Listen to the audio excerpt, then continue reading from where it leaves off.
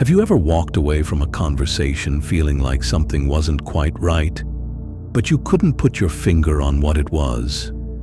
Maybe you agreed to something you didn't want to do, or felt guilty for no real reason. Well, stay with me for the next few minutes, because what I'm about to share might just change how you see every interaction you have from this moment forward. Imagine for a moment that your mind is like a fortress, strong walls, secure gates, everything designed to protect what's inside. But what if I told you that some people have mastered the art of finding secret passages into that fortress? Not through the main gate, but through hidden doors you didn't even know existed. This isn't science fiction. This is the reality of dark psychology, and it's happening around you every single day. The human mind, as brilliant as it is, comes with certain built-in vulnerabilities. Think of these as software bugs in our mental operating system. Carl Jung, one of the most influential psychologists of all time, once said that the most terrifying thing is to accept oneself completely. And it's precisely this fear, this reluctance to face our shadow side, that manipulators exploit. They understand something fundamental, that we all have buttons that can be pushed, strings that can be pulled, and they've learned exactly how to find them. Let me tell you about Sarah, a bright college student who thought she was too smart to be manipulated. She met someone who seemed perfect, charming, attentive, always knowing exactly what to say, but slowly, so slowly she didn't notice. Things began to change. First, it was small criticisms disguised as jokes, then isolation from friends who didn't understand their special connection. Before she knew it, Sarah found herself in a web so intricate, she couldn't see the threads that bound her. This is the insidious nature of psychological manipulation. It doesn't announce itself with fanfare. It whispers, it suggests, it plants seeds of doubt that grow into forests of confusion. You see, the art of manipulation has been studied for centuries. Niccolò Machiavelli, writing in the 16th century, understood that humans are predictable creatures. He wrote that everyone sees what you appear to be, but few experience what you really are. Modern manipulators have taken this ancient wisdom and weaponized it with surgical precision. They've learned that the most effective manipulation doesn't feel like manipulation at all. It feels like your own idea. Let's talk about gaslighting, a term that comes from a 1940s movie where a husband slowly drives his wife insane by denying reality. But here's what's truly frightening. Gaslighting isn't just something that happens in movies or extreme cases. It happens in offices, in friendships, in families, sometimes so subtly that victims question their own sanity before questioning their manipulator. The gaslighter will tell you that you're being too sensitive when you object to their behavior, that you're remembering things wrong, that everyone else agrees with them and you're the problem. Slowly, methodically, they rewrite your reality until you can't trust your own perceptions. Robert Hare, the psychologist who developed the psychopathy checklist, discovered something chilling in his research. About 1% of the population are psychopaths. But here's the thing. They're not all in prison. Many are charming, successful, and living right next door to you. They've learned to mimic emotions they don't feel, to say the right words without meaning them, to manipulate without conscience. They see people not as fellow humans, but as pieces on a chessboard, to be moved and sacrificed according to their grand strategy. But manipulation isn't always so dramatic. Sometimes it's as simple as love bombing, where someone overwhelms you with affection and attention early in a relationship, creating an addictive high that they'll later withdraw to control you. Or perhaps it's the silent treatment, that soul-crushing withdrawal of affection designed to make you desperate for their approval. These techniques work because they hijack our most basic human needs: the need for love, for validation, for connection. The triangulation technique is particularly insidious. This is where a manipulator brings a third person into your relationship dynamic, creating jealousy, insecurity, competition. They'll compare you unfavorably to others, mention how their ex never complained about this, or how their coworker understands them so much better. It's designed to keep you off balance, always trying harder, never feeling quite good enough. The manipulator becomes the prize you're constantly trying to win, even though the game is rigged from the start. Alfred Adler, another giant in psychology, believed that feelings of inferiority drive much of human behavior. Manipulators instinctively understand this. They know that if they can make you feel small, inadequate, less than, you'll do almost anything to prove your worth to them. They become the judge and jury of your value, and you find yourself constantly seeking their verdict. Consider the dark empath, a recently identified personality type that combines empathy with dark traits. These individuals can read your emotions with uncanny accuracy, not to help you, but to exploit you. They know exactly what you need to hear, exactly which emotional buttons to push, exactly how to appear as your savior while actually being your captor. They use their emotional intelligence as a weapon, turning your own feelings against you.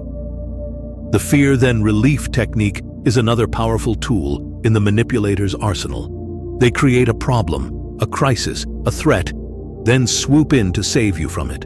You feel grateful, indebted, bonded to them through shared adversity. But here's the truth. They orchestrated the entire drama. They were both the storm and the shelter, the poison and the antidote. Now, you might be thinking, surely I would recognize these tactics if someone tried them on me. But that's exactly what makes them so effective. Our brains are wired with cognitive biases that manipulators exploit. The confirmation bias makes us seek information that confirms what we already believe. So if someone initially seems trustworthy, we'll ignore red flags. The sunk cost fallacy keeps us invested in toxic relationships because we've already put so much time and energy into them. The halo effect makes us assume that someone who's attractive or successful must also be good and honest.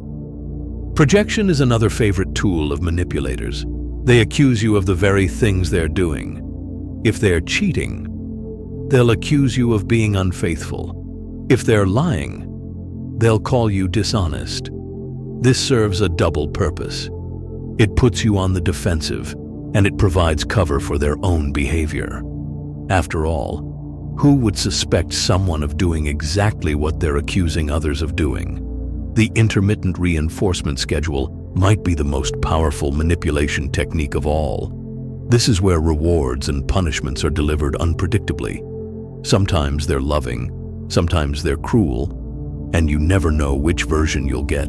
This inconsistency creates an addictive cycle. Similar to what happens in gambling, your brain becomes hooked on the uncertainty, always hoping the next interaction will bring the reward, the validation, the love you're craving. Sigmund Freud talked about the repetition compulsion, our tendency to repeat familiar patterns even when they hurt us. Manipulators often target people who've been manipulated before because these patterns feel familiar, almost comfortable in their dysfunction. It's like a dance where you already know the steps, even if the music is toxic. But here's something important to understand. Not everyone who uses these techniques is a calculating villain. Sometimes people manipulate because they learned these behaviors as survival mechanisms. They grew up in environments where manipulation was the only way to get their needs met. They're not evil. They're wounded. But that doesn't make their behavior any less damaging. The minimize-maximize strategy is subtle but devastating. The manipulator minimizes your accomplishments and maximizes your failures. Got a promotion? They'll point out how others got promoted faster.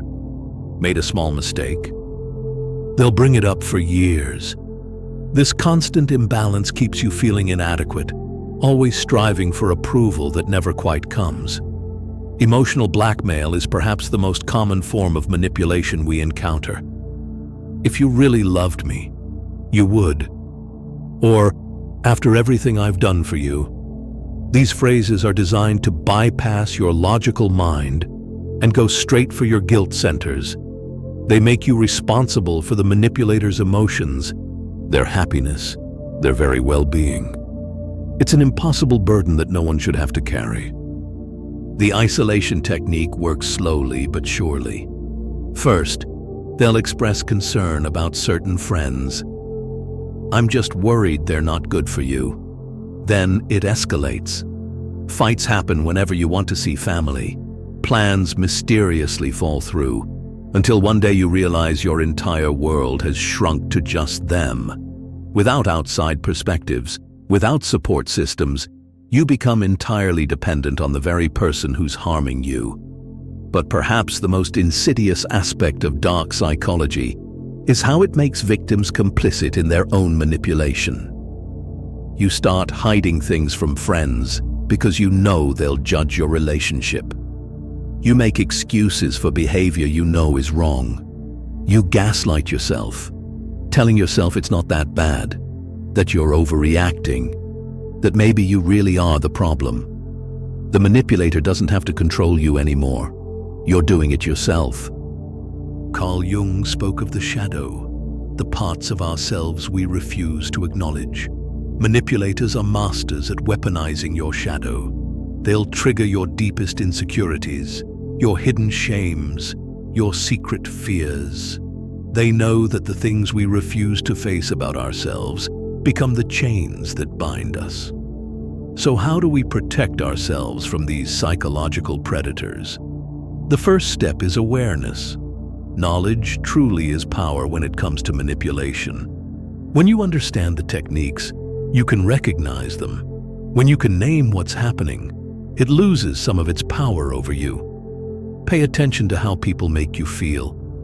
Do you feel confused after conversations with them? Do you find yourself constantly apologizing? Do you feel like you're walking on eggshells? These are warning signs your subconscious is trying to send you. Trust your instincts. If something feels wrong, it probably is. Manipulators often move fast in relationships, trying to establish control before you have time to think. Take things slowly. Maintain your connections with friends and family. Keep your independence. Anyone who truly cares about you will respect your boundaries, not constantly push against them. Remember, you have the right to say no without explaining yourself. You have the right to change your mind. You have the right to prioritize your own well-being. These aren't selfish acts. They're acts of self-preservation. The moment someone makes you feel guilty for having boundaries, you're dealing with manipulation.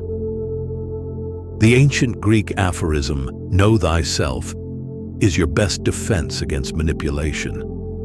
The more you understand your own triggers, your own wounds, your own patterns, the harder it becomes for someone to exploit them.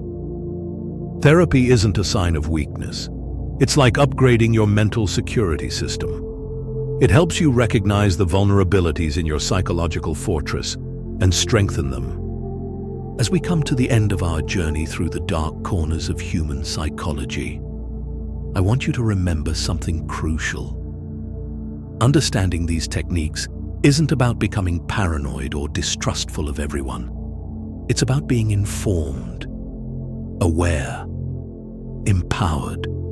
Most people aren't manipulators. Most people are good, kind, genuine. But for those few who aren't, you now have the knowledge to protect yourself.